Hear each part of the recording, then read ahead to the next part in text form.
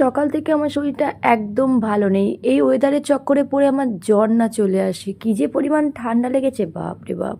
সকালে tiffin complete করে রান্নাঘরে এসে আমার সবচেয়ে ফেভারিট খাবারটা বানাচ্ছি। কী বলো তো? চিনতে পারছো? ব্যাস ব্যাস আমিই বলে দিচ্ছি।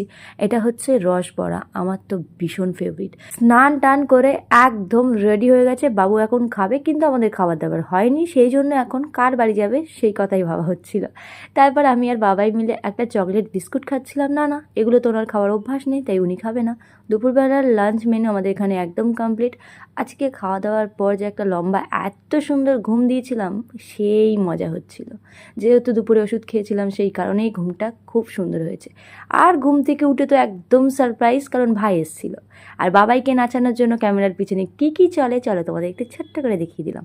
ভাই আর আমি একটু বেরিয়েছিলাম বেশ কয়েকটা দরকারে, আর আসার সময় রাতের খাবার কিনে এনেছিলাম। চল আজকের মতো বাই।